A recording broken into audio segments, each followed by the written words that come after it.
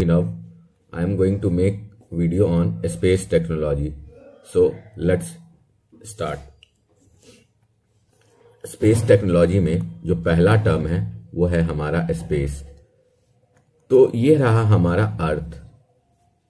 अर्थ के सराउंडिंग में ये जो वास्ट एरिया है अप टू द इंफिनिटी, इस वास्ट एरिया को हम लोग स्पेस बोलते हैं। यानी जो अर्थ का सराउंडिंग है वही क्या हो गया, वो हमारा स्पेस हो गया। वो कहां तक फैला हुआ है, इंफिनिटी तक फैला हुआ है। यानी ये हमारा अर्थ देखे, अर्थ के सराउंडिंग में एक वास्ट एरिया इंफिनिटी तक है, उसको हमने स्पेस बोला। और इसको बेटर ढंग से समझने के लिए इस अर्थ के सराउंडिंग को दो पार्ट में बांटा गया। एक अर्थ के ऊपर सर्टेन हाइट पे एक इमेजिनरी लाइन ड्रॉ किया गया। इस इमेजिनरी लाइन को हम लोग बोलते हैं कैरामन लाइन। और कैरामन लाइन का जो अर्थ सरफेस से या सी सरफेस से डिस्टेंस है ये 100 किलोमीटर है। 100 किलोमीटर के अंदर का जो एरिया है उसको हम लोग एटमॉस्फेयर बोलते हैं, और उसके बाहर वाले को क्या बोलते हैं हम लोग, आउटर स्पेस बोलते हैं। और इसी को जनरली बोलचाल में स्पेस बोलते हैं। क्लियर है? तो क्या हुआ कि 1960s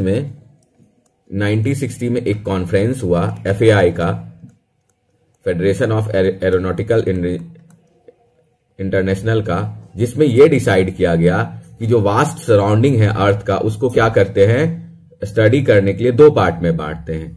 अंदर वाला पार्ट है जो सी सरफेस से जो हमारा 100 किलोमीटर के अंदर में है उसको हमने बोला एटमॉस्फेयर, और बाहर वाले को बोला आउटर स्पेस।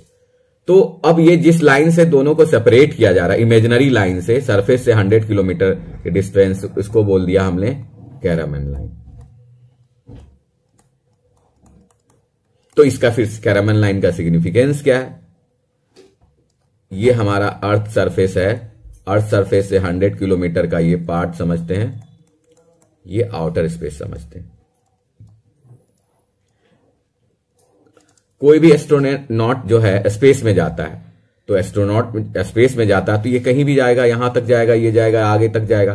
तो कब ये कहेंगे, यानी अगर 10 किलोमीटर चला जाएगा ऊपर तो उसको तो ये एस्ट्रोनॉट नहीं बोलेंगे, या 20 किलोमीटर ऊपर जाएगा तो उसको एस्ट्रोनॉट तो नहीं बोलेंगे। यानी वो एस्ट्रोनॉट बनने के लिए कब उसका क्वालिफिकेशन होता है, या उसको कब सर्टिफाइड एस्ट्रोनॉट होता है, जब ये व्यक्ति या ह्यूमन, जब ये जो हमारा कैरामन लाइन है उससे बाहर जाता है, यानी 100 किलोमीटर अर्थ सरफेस से एबव जाता है, तभी ये एस्ट्रोनॉट के लिए सर्टिफाइड होता है।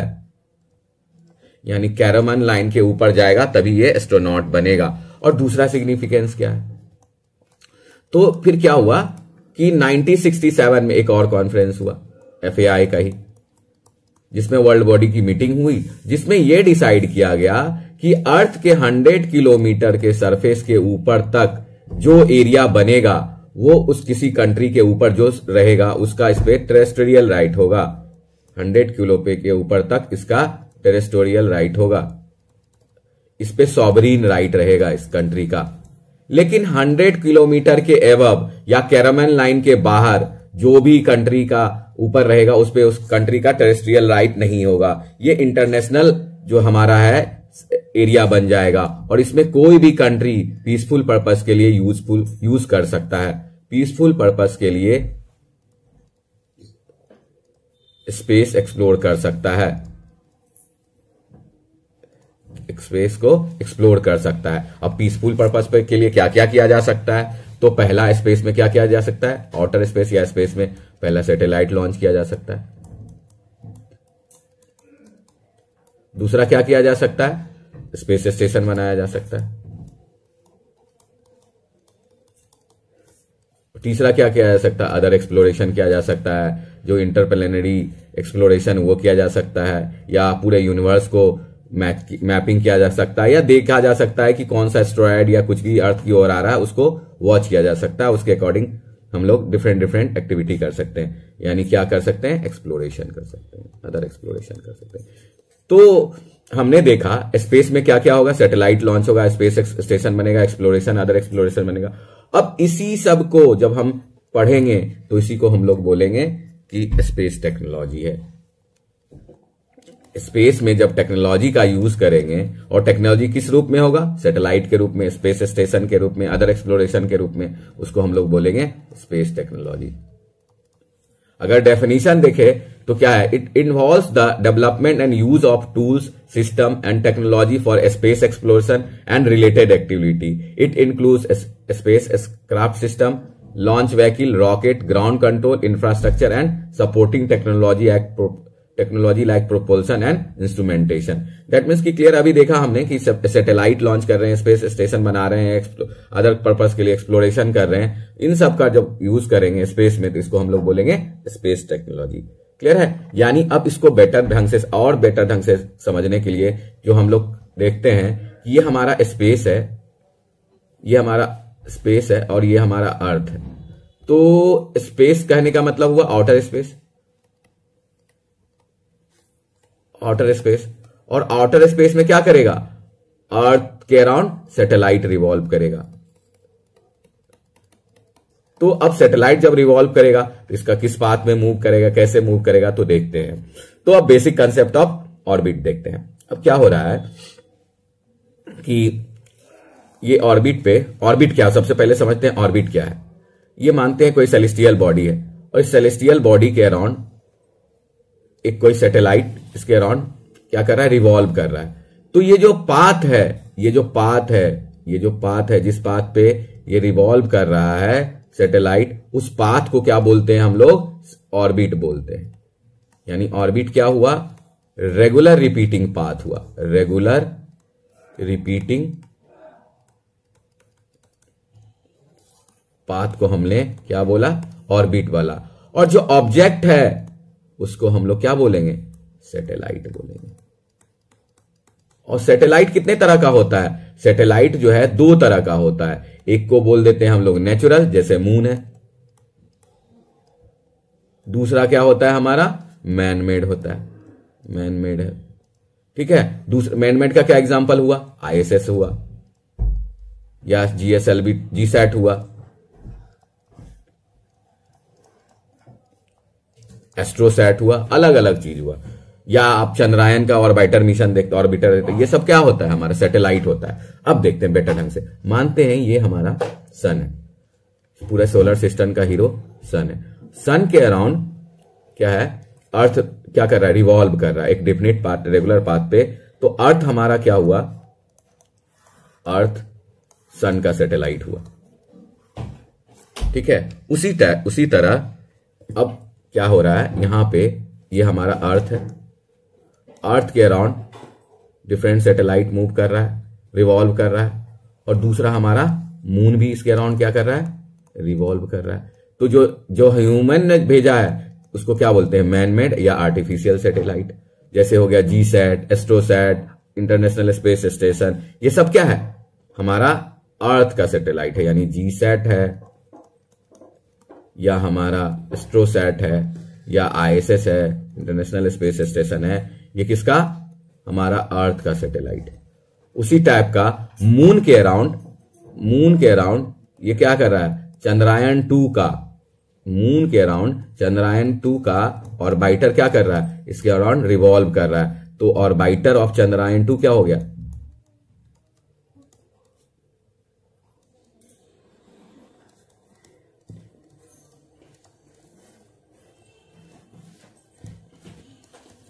इस मून का सैटेलाइट हो गया। ठीक है, क्लियर है। यानी हम सब सैटेलाइट को समझ लिए। यानी जो बड़ा जो सेलेस्टियल बॉडी होगा उसके अराउंड रिवॉल्व करेगा कौन, छोटा मास कोई रिवॉल्व करेगा एक डेफिनेट रेगुलर पाथ को, तो उसको क्या बोलेंगे हम लोग, सैटेलाइट बोलेंगे। और जिस पाथ पे वो रिवॉल्व करेगा उसको हम लोग क्या बोलेंगे, ऑर्बिट बोलेंगे। तो ऑर्बिट कैसा होता है, जो ऑर्बिट होता है वो फिक्स है। ये हमारा जो ऑर्बिट है, ये ऑर्बिट हमेशा जो शेप होता है उसका शेप क्या होता है, इलिप्टिकल होता है। ये हमेशा ये, यानी कि कोई भी अगर सेलेस्टियल, बड़े सेलेस्टियल बॉडी के अराउंड अगर कोई छोटा सेलेस्टियल बॉडी रिवॉल्व कर रहा है तो हमेशा क्या होगा, इलिप्टिकल होगा। देखते हैं अब क्या इलिप्स क्या है। एलिप्टिकल मोशन मतलब इलिप्स। तो अब इलिप्स के बारे में थोड़ा सा बेसिक देख लेते हैं। क्या है, मानते हैं ये दो फोकस F1 है, ये F2 है। तो इलिप्स क्या होता है? इलिप्स क्या है? लोकस ऑफ पॉइंट है जिसके अराउंड क्या है हमारा sum of distance from the focus क्या है, कांस्टेंट है। अगर इसको A मानते हैं डिस्टेंस, इसको B मानते हैं, तो क्या होगा, A प्लस B कांस्टेंट होगा। क्लियर है? या अगर इस पॉइंट को हम यहां ले आते हैं तो यहां से जो डिस्टेंस होगा ये मानते हैं A, और अगर इसको मानते हैं B, इसको A1 मान लिया क्लियरिटी के लिए, इसको B1, तो A1 प्लस B1 भी क्या होगा, कांस्टेंट होगा। इवन सर्कल भी क्या है, एक इलिप्स ही है, स्पेशल केस ऑफ इलिप्स ही है। जो सर्कल है वो क्या है हमारा, स्पेशल केस है किसका, इलिप्स का। वो क्या होता है, ये होता है ये माना हमने क्या है, इलिप्स है। सर्कल जो है हमारा इलिप्स है जिसमें फोकस जो है एक ही जगह पर क्या करता है, कॉन्साइड करता है, और ये डिस्टेंस A बराबर B हो जाता है, तो A प्लस B भी कांस्टेंट ही होता है। क्लियर है? चलिए आगे मूव करते हैं। अब देखते हैं, ये चूंकि इलिप्स के इलिप्टिकल पाथ पे मूव कर रहा है, ये हमारे इलिप्टिकल पाथ पे मूव कर रहा है, तो अब देखते हैं, ये मानते हैं हमारा इलिप्टिकल पाथ। ठीक है, ये हम देखते हैं सोलर सिस्टम। सोलर सिस्टम में ये हमारा सन है, सन के अराउंड ये अर्थ हमारा क्या कर रहा है, घूम रहा है इलिप्टिकल पाथ पे। तो इसमें दो कंडीशन आएगा, जो परमानेंट दो कंडीशन आएगा, एक तो सबसे फारदेस्ट रहेगा, एक तो सबसे क्लोजेस्ट रहेगा। ठीक है, तो जो सबसे फारदेस्ट पोजीशन है उसको हम लोग बोलते हैं एफिलियन। यहां भी लिखा हुआ है एफिलियन, एफ। और जो सबसे क्लोजेस्ट रहेगा उसको बोलेंगे प्रीहिलियन, ये है प्रीहिलियन। ठीक है, सन के केस में क्या हो गया, सबसे पास वाले को बोले हम लोग प्रीहिलियन, और सबसे दूर वाले को क्या बोले, एफिलियन बोले। पास से प्री ऐसे याद रखेंगे। और अगर यही अर्थ है, अर्थ के अराउंड कौन सा मूव कर रहा है, सैटेलाइट मूव कर रहा है। दो तरह का सैटेलाइट, एक नेचुरल सैटेलाइट और एक हमने देखा अभी मैन मेड सैटेलाइट। तो अब जब दोनों सैटेलाइट, मैन मेड या अपना नेचुरल सैटेलाइट, जब इसके अराउंड रिवॉल्व करेगा तो इसमें भी यही कंडीशन होगा, इलिप्टिकल पाथ पे मूव करेगा। तो एक बार सबसे नजदीक आएगा, एक बार सबसे दूर जाएगा। तो सबसे नजदीक वाले को क्या बोलेंगे हम लोग यहां पे, पिरेजी, पिरेजी। और सबसे दूर वाले को क्या बोलेंगे, एपोजी। दूर वाले को एपोजी, नजदीक वाले को पेरेजी। क्लियर है? अब देखते हैं कि मान लेते हैं कोई नॉर्मल जनरल कोई बड़ा सेलेस्टियल बॉडी है, बड़ा सेलेस्टियल बॉडी के अराउंड छोटा सेलेस्टियल बॉडी क्या कर रहा है, इलिप्टिकल पाथ पे रिवॉल्व कर रहा है। तो इसमें भी क्या होगा, एक फारदेस्ट पॉइंट होगा, एक क्या होगा, नियरेस्ट पॉइंट होगा। ये हो गया नियरेस्ट और ये हो गया फारेस्ट। तो अगर जब नियरेस्ट वाले पे होगा तो उसको बोलते हैं हम लोग पेरीएप्सिस, पेरीएप्सिस। और सबसे दूर वाला जो होगा उसको बोलते हैं हम लोग एपोएप्सिस। यानी क्या देखा हमने, दूर क्या हो गया एपोएप्सिस, नजदीक क्या हो गया पेरीएप्सिस। अगर कोई भी जनरल टर्म में अगर इसको हम थोड़ा स्पेसिफाई कर देते हैं, जब सोलर सिस्टम में आते हैं तो सन के अराउंड जब कोई भी प्लेनेट क्या करता है, तो आपका रिवॉल्व करता है किस पाथ पे, इलिप्टिकल पाथ पे। तो यहां पे क्या होता है, सबसे फारदेस्ट पॉइंट को एफिलियन बोलते हैं, सबसे जो क्लोजेस्ट पॉइंट है उसको क्या बोलते हैं, सबसे पेरीहिलियन बोलते हैं।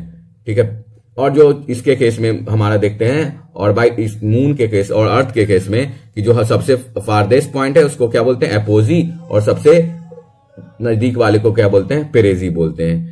तो ठीक है, इसमें तीन कंडीशन हमने देखा, एपोजी, पेरेजी, एफिलियन, प्रीहिलियन और एपोप्सी और पेरीएप्सिस। क्लियर है? अब देखते हैं, ये हमारा हो गया इलिप्टिकल पाथ पे। तो अब देखते हैं, अब समझते हैं कैसे ये रिवॉल्व करता है।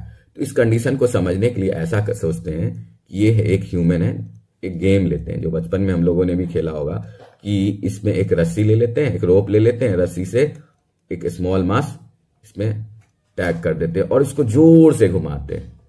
जब जोर से घुमाएंगे तो क्या होगा, ये सर्कुलर ऑर्बिट पे घूमेगा। जब सर्कुलर ऑर्बिट पे घूमेगा ये मास, तो क्या होगा, सर्कुलर ऑर्बिट पे ये घूमेगा, ऐसे मानते हैं ये सर्कुलर ऑर्बिट पे घूम रहा होगा, तो एक सेंटर की ओर लगा होगा फोर्स। तो सेंटर की ओर लगने वाला फोर्स क्या होगा, सेंट्रीपिटल फोर्स होगा। और सेंट्रीपिटल फोर्स का वैल्यू क्या होगा, मास इंटू एक्सेलरेशन के बराबर होगा। और जब ये सर्कुलर पाथ पे मूव कर रहा है तो इसका एक्सेलरेशन क्या होता है, v²/r होता है। यानी सेंट्रीपिटल फोर्स का वैल्यू क्या हो जाएगा, mv²/r हो जाएगा। ठीक है, इसको अब क्या करते हैं, इस बॉडी को, इस बॉडी को, इंसान को क्या करते हैं हम लोग, अर्थ से रिप्लेस कर देते हैं, यानी बड़े एम से। तो अब यहां देखते हैं, तो जब यहां पे ये हमारा अर्थ है और यहां पे हमारा सैटेलाइट है जिसका एम मास है, तो यहां इस कंडीशन में होगा तो इसका वेलोसिटी क्या होगा, हॉरिजॉन्टल वेलोसिटी v होगा।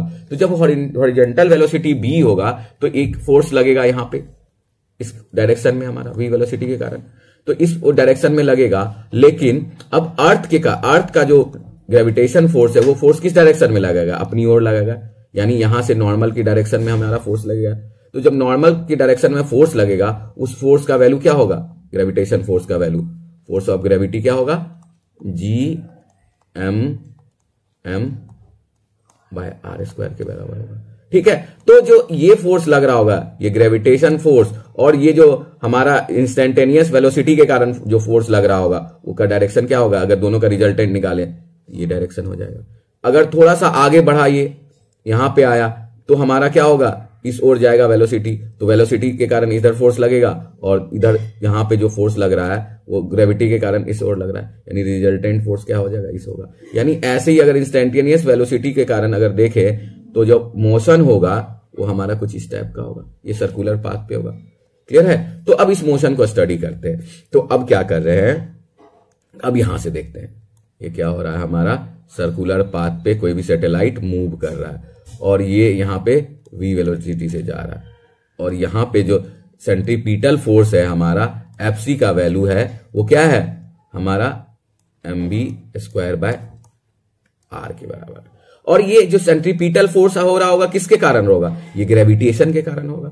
यानी ये जो ग्रेविटेशन फोर्स है, फोर्स ऑफ ग्रेविटेशन क्या हो जाएगा, Gm बाय r स्क्वायर होगा। यानी कि जो ग्रेविटेशन फोर्स हो रहा होगा वो सेंट्रीपिटल फोर्स के बराबर होगा। तो अब यहां से क्या कर सकते हैं, force of gravity equal to centripetal force, और दोनों को जो वैल्यू लिखते हैं Gm by r square equal to mv square by r लिखते हैं। इससे जब वेलोसिटी निकालते हैं, तो इससे जब वेलोसिटी निकालेंगे, v का वैल्यू निकालेंगे, तो ये r से क्या हो जाएगा, ये r कैंसिल आउट हो जाएगा। तो यहां वैल्यू जो आएगा m से m कैंसिल आउट हो जाएगा, तो ये v का वैल्यू आ जाएगा हमारा Gm बाय r। और ये वेलोसिटी कब है, जब ये ऑर्बिट पे मूव कर रहा है, यानी इसी को हम लोग क्या बोलते हैं, ऑर्बिटल वेलोसिटी।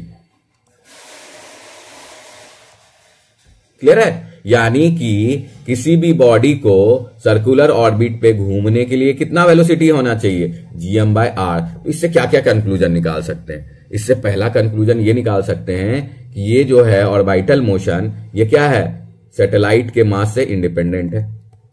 सैटेलाइट, पहला तो कंडीशन यही हो गया, सैटेलाइट मास से इंडिपेंडेंट है।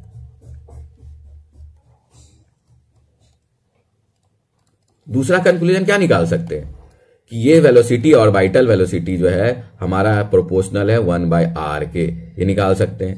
तो अब अगर देखते हैं कि अगर ये ऑर्बिटल वेलोसिटी अगर Gm बाय r से कम होगा तो क्या होगा, ये क्या कर जाएगा, फॉल डाउन कर जाएगा। इससे कम रहेगा तो क्या होगा, वापिस आ जाएगा, फॉल डाउन कर जाएगा।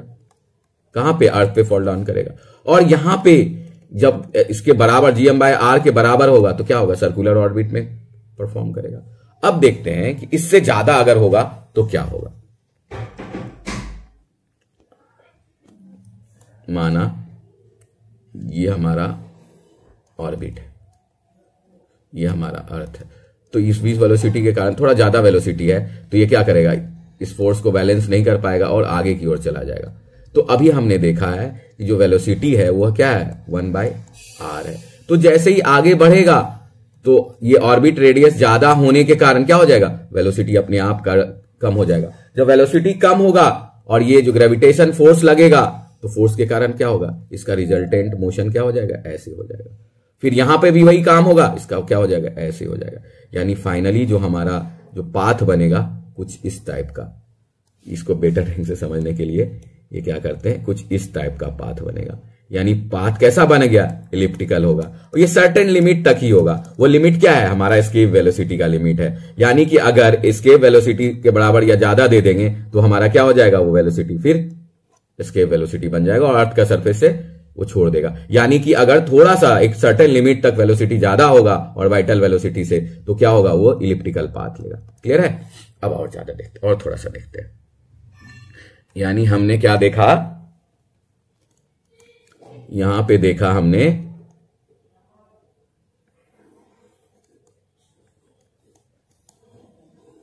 इसके अराउंड सैटेलाइट ऑर्बिट कर रहा है, अर्थ के अराउंड ऑर्बिट कर रहा है। यहां का अगर रेडियस r1 मानते हैं और यहां पे वेलोसिटी v1 मानते हैं और यहां पे r2 बोलते हैं और v2 बोलते हैं, तो अब देखते हैं कि ये जो वेलोसिटी होगा ये नजदीक डिस्टेंस होने के कारण क्या होगा, ज्यादा होगा, क्योंकि हमने क्या पढ़ा है, ऑर्बिटल वेलोसिटी क्या होता है, gm/r होता है रूट अंडर। यानी जितना r कम होगा उतना ऑर्बिटल वेलोसिटी ज्यादा होगा। यानी यहां से बोल सकते हैं v1 is greater than v2।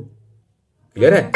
यहां से ये भी कंक्लूजन निकाल सकते हैं कि ऑर्बिटल मोशन में रहने के लिए इस बॉडी को क्या चाहिए, कोई एक्स्ट्रा एनर्जी की जरूरत नहीं है, इस ग्रेविटेशनल फोर्स के कारण ही ये ऑर्बिटल मोशन करेगा। दूसरा क्या कंक्लूजन निकाल सकते हैं कि अगर इस पाथ पे मूव कर रहा है तो उसको सर्कल होने के लिए क्या चलेगा, इसके रिस्पेक्ट में अगर देखें रिवॉल्व करने के लिए टाइम जो लगेगा कम लगेगा। क्यों लगेगा? क्योंकि इस पे को डिस्टेंस कम ट्रेवल करना पड़ेगा और इसको डिस्टेंस ज्यादा ट्रेवल करेगा, और वेलोसिटी भी क्या है, ऊपर वाले का कम है। तो अब यहां से क्या होगा, टाइम फॉर ऑर्बिट करने में क्या लगेगा, पहले को क्या लगेगा, कम लगेगा। किससे?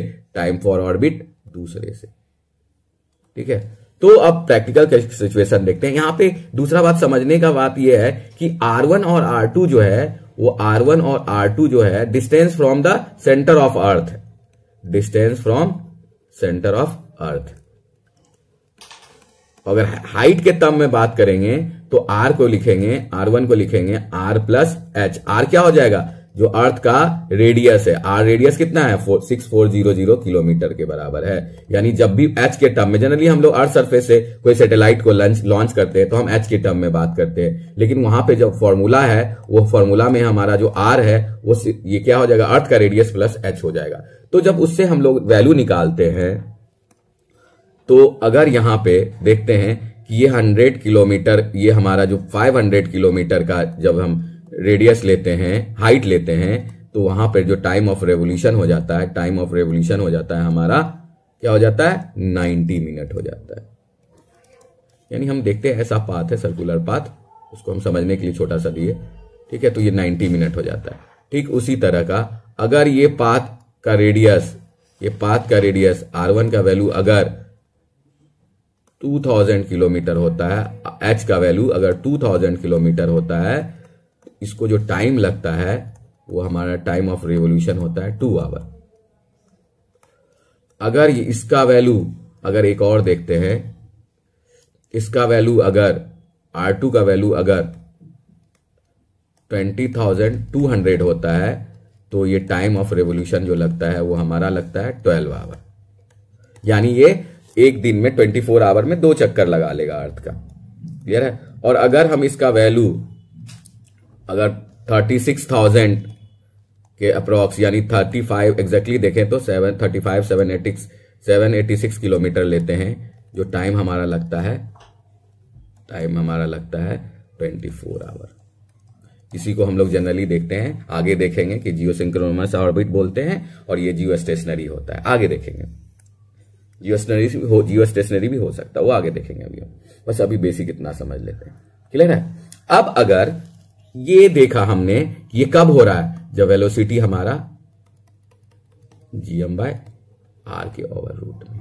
लेकिन अभी थोड़ा देर पहले देखा है कि जब इससे ज्यादा वेलोसिटी ज्यादा होगा तो क्या करेगा, इसका पाथ क्या होगा, इसका पाथ हमारा क्या होगा, इलिप्टिकल होगा। तो जब इलिप्टिकल होगा तो उस पाथ को देखते हैं। तो ये हमारा मास हो गया और यहां हमारा छोटा मास हो। तो अब हमने देखा है जब इलिप्टिकल पाथ पे जब मूव करेगा तो यहां पे अभी देखा ना वेलोसिटी क्या हो रहा है, और जब भी ऑर्बिट करेगा तो क्या होगा, gm/r होगा।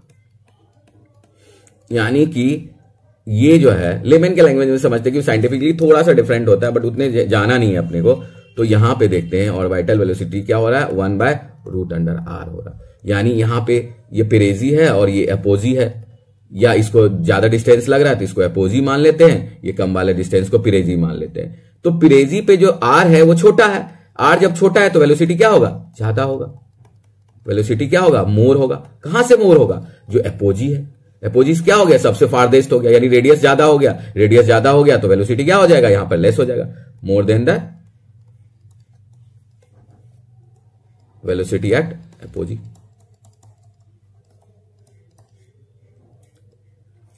यानी कि जैसे जैसे रेडियस चेंज होगा, यानी इस इलिप्स में हर जगह पे इसका रेडियस क्या हो रहा है, अलग अलग हो रहा है। तो हर जगह हम देखेंगे कि वेलोसिटी क्या है, अलग अलग है।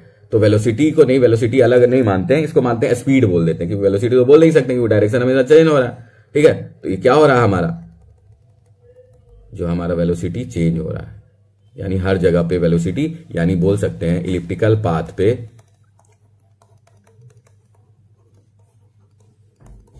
जो वेलोसिटी है डिफरेंट है, डिफरेंट वेलोसिटी,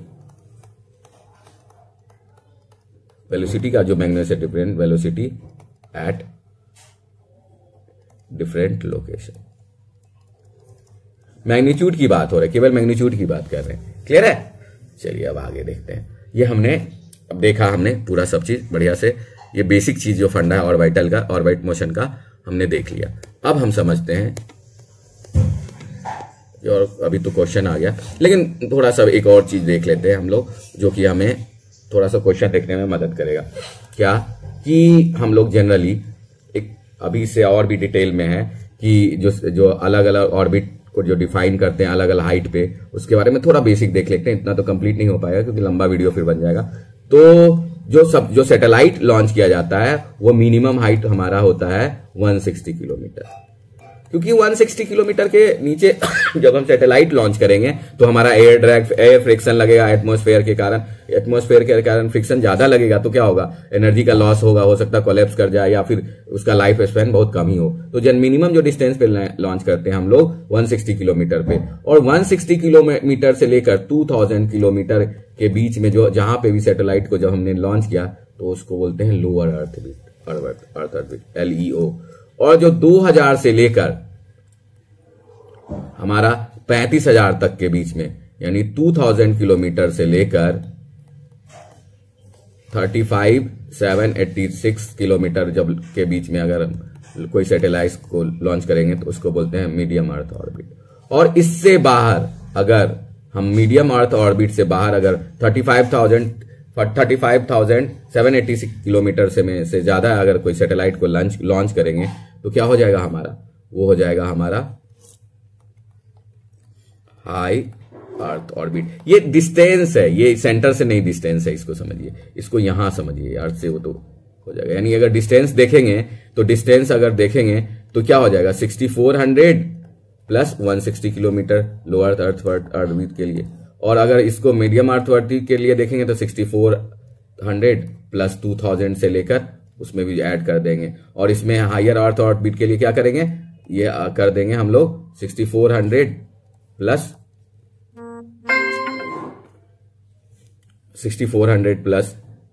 35,786। क्लियर है, तो ये हमारा समझ गया, ये बेसिक फंडा था। तो हम एक बार रिकैप कर लेते हैं कि हमने क्या क्या पढ़ा। तो हमने सबसे पहले हमने पढ़ा कि स्पेस क्या होता है। स्पेस क्या होता है, सराउंडिंग को क्या बोलते हैं, अर्थ के सराउंडिंग को स्पेस बोलते हैं। दूसरा क्या पढ़ा, दूसरा हमने देखा कि हमारा कैरामैन लाइन क्या होता है। यानी कैरामैन लाइन क्या करता है, सराउंडिंग को दो पार्ट में डिवाइड करता है, एक पार्ट को एटमॉस्फेयर, दूसरे पार्ट को आउटर स्पेस, जिसको आउटर स्पेस को ही हम लोग लैंग्वेज में और सिंपल लैंग्वेज में क्या बोलते हैं, स्पेस बोलते हैं। ये इसका क्या होता है, 100 किलोमीटर होता है। तीसरा हमने क्या देखा, सैटेलाइट का बारे में। सैटेलाइट का पाथ कैसा होता है, सैटेलाइट फिक्स पाथ पे मूव करता है, रिवॉल्व करता है, उसको क्या बोलते हैं हम लोग, ऑर्बिट बोलते हैं। और ऑर्बिटल वेलोसिटी कितना हो जाता है हमारा, ऑर्बिटल वेलोसिटी हमने देखा, ऑर्बिटल वेलोसिटी जो देखा हमने कितने किसके बराबर होता है, √GMM/r के बराबर होता है, और GM/r के बराबर होता है। ठीक है, तो ये सारा हमने फैक्ट देखा। अब इससे रिलेटेड है बेसिक क्वेश्चन है, वो करने की कोशिश करते हैं।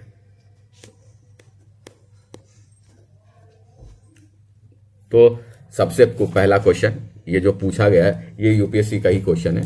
तो पहला क्वेश्चन है, an artificial satellite orbiting orbiting around the earth does not fall down, this is so because, यानी कोई भी ऑर्बिट में मूव कर रहा है, रिवॉल्व कर रहा है, तो क्यों नहीं फॉल होता है? इसका रीजन अभी हमने देखा, क्या रीजन होता है वो देखते हैं। Statements, does not exist at such distance, ऐसा तो नहीं है, एग्जिस्ट तो करता ही है। It neutralise by attraction of moon, attraction by moon से तो नहीं होता था, क्या देखा था? ग्रेविटेशनल फोर्स से न्यूट्रलाइज होता है। तीसरा क्या होता है? It provide necessary speed for its steady motion, necessary speed तो नहीं है, ऐसे स्पीड नहीं है, तो क्या है हमारा? अभी देखा था ना, जो वैल्यू है सेंट्रीफ्यूगल फोर्स का वैल्यू क्या है? Mass into acceleration. तो क्या किस पे डिपेंड करेगा? क्या प्रोवाइड करेगा? ये जो ग्रेविटेशनल फोर्स है क्या प्रोवाइड करेगा? ये नेसेसरी एक्सेलरेशन। तो यही चौथा क्वेश्चन, चौथा जो ऑप्शन क्या है? Necessary acceleration. तो हमारा यही हो जाएगा।